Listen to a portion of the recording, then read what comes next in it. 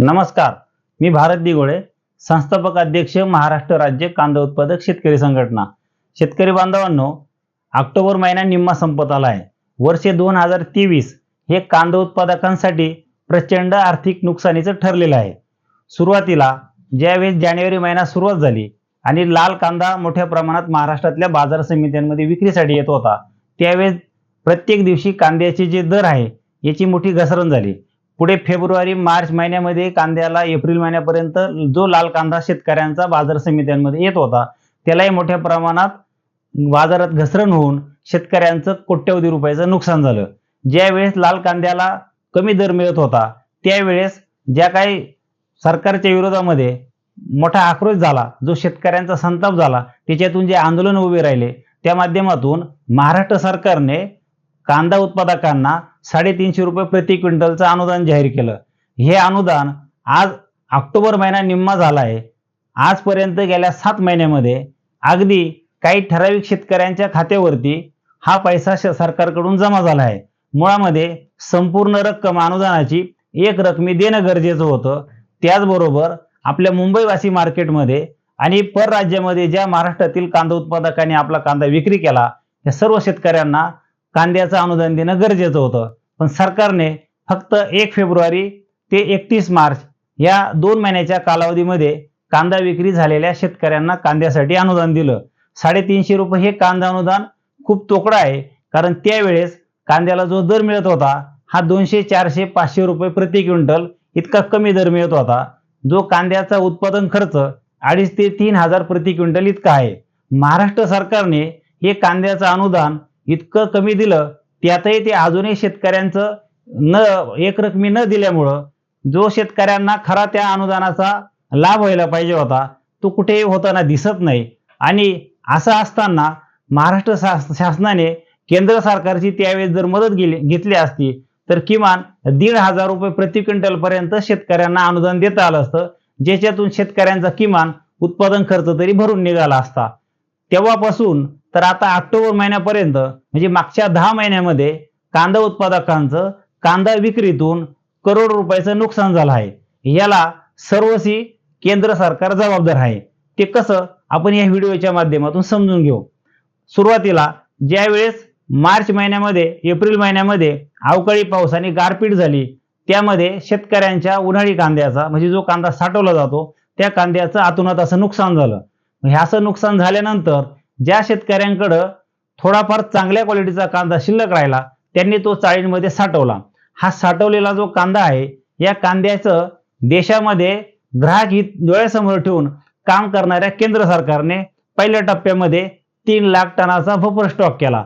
हा buffer stock करण्यासाठी ज्या फेडरेशनला व फार्मर प्रोड्युसर कंपन्यांना हा कांदा खरेदीचा अधिकार दिला त्यामध्ये NCCF या संस्थेकडून 1.5 लाख टन तर नाफेड या संस्थेकडून 1.5 लाख टन असा 3 लाख टनाचा बफर स्टॉक केंद्र सरकारने करण्याची घोषणा केली।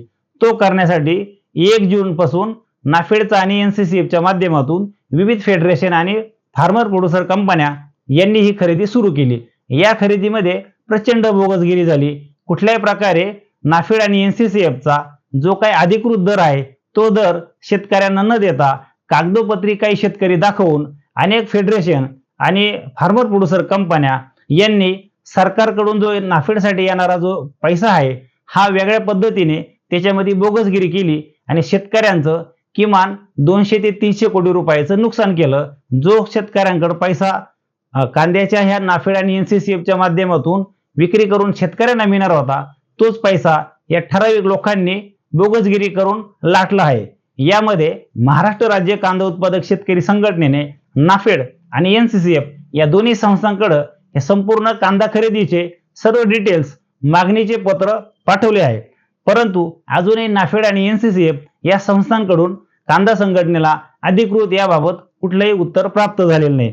त्याचबरोबर जो कांदा जानेवारी महिन्यापासून सतत दर घसरणीमध्ये शेतकऱ्यांना विकावा लागला तर अगदी आता आपण बघायला गेलं तर जुलै अखेरपर्यंत कांद्याला उत्पादन खर्चापेक्षा कमी इतका कमी की अगदी 500, 600, 700 रुपये हा दर क्विंटलला मिळत गेला।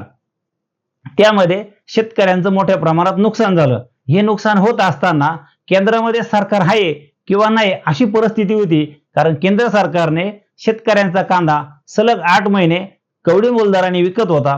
त्यावेळेस कुठल्याही प्रकारची कांद्याचे दर वाढावा म्हणून काही प्रयत्न केले नाही. ज्या नाफेड एनसीसीएफने 3 लाख टन बफर स्टॉक जो आहे कांद्याचा, तो खरेदी करताना पारदर्शकपणा ठेवला नाही, त्यालाही केंद्र सरकार जबाबदार आहे. त्याचबरोबर शेतकऱ्यांना जो खरा दर मिळायला पाहिजे होता, जो नाफेड कडून आणि एनसीसीएफ कडून दररोज दिला जायचा, त्या दराने महाराष्ट्रामध्ये अगदी बोटावर मोजणाऱ्या इतक्याच शेतकऱ्यांचा कांदा खरा पद्धतीने घेतला. बाकीचा सर्व जो कांदा आहे याची बोगस खरेदी झाली.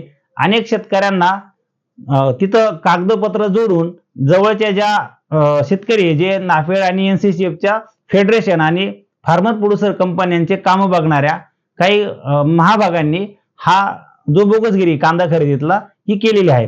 त्याच्यामध्ये शेतकऱ्यांचं नुकसान झालं आणि आता कांद्याला जे दर मिळत नाही अशी परिस्थिती असताना 1 ऑगस्टच्या दरम्यान कांद्याच्या दरात किंचित वाढ होण्यास सुरुवात झाली. त्याला वाढही म्हणता येणार नाही, कदाचित कांद्याच्या दरात थोडीशी सुधारणा अशी ती परिस्थिती निर्माण व्हायला सुरुवात झाली.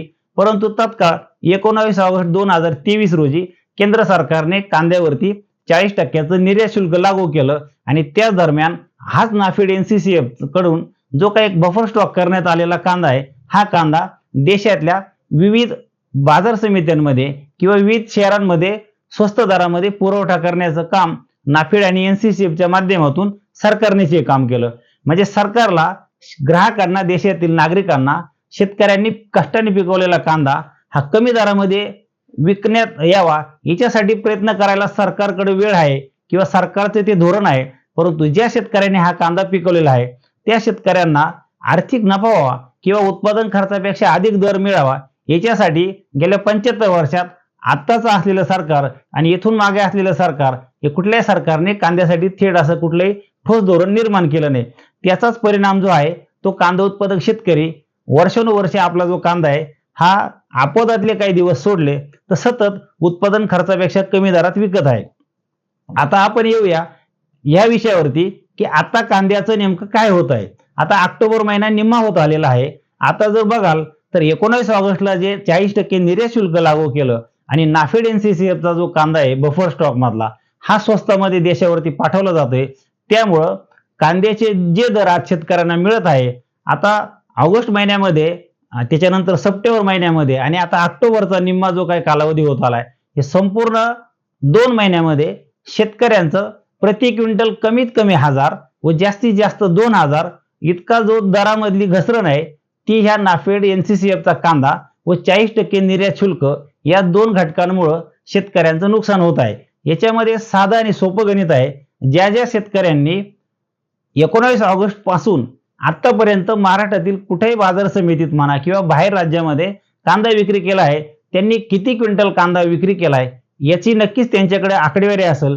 त्या आकडेवारीला तुम्ही किमान 1000 ते 2000 रुपये प्रति क्विंटल या दराचा हिशोब पकडून तुम्ही जर 100 क्विंटल कांदा विकला असेल तर तुमचं कमीत कमी केंद्र सरकारच्या 40% निर्यात शुल्क व नाफेड एनसीसीएफचा देशात स्वस्तात पाठवलेला बफर स्टॉक या गोष्टींमुळे तुमचे किमान 100 क्विंटल ह्या कालावधीमध्ये ज्या शेतकऱ्यांनी कांदा विकला त्यांचं किमान 2 लाख रुपयाचं नुकसान झालं आहे. म्हणजे ज्या शेतकऱ्यांनी 500 क्विंटल कांदा विकला असेल त्यांचं 10 लाखाचं नुकसान झालं आहे. असं एका शेतकऱ्याच्या बाबतीत घडलंय तर हे सर्व महाराष्ट्रातल्या आणि देशातल्या कांदा उत्पादकांच्या बाबतीत घडलं आहे. याला सर्वस्वी केंद्र सरकार जबाबदार आहे. केंद्र सरकार ज्यावेळेस आपण कांदा पिकवतो आपल्या बियाण्यापासून आपल्या कांद्याच्या काढणीपर्यंत कुठल्याही प्रकारचं शेतकऱ्यांना थेट मदत करत नाही. मग या केंद्र सरकारला जर कांदा उत्पादकांचा कांदा पिकवताना एक कवडीची मदत करत नसेल तर या सरकारला कांद्याचे दर पाडण्याचा कुठलाही अधिकार नाही.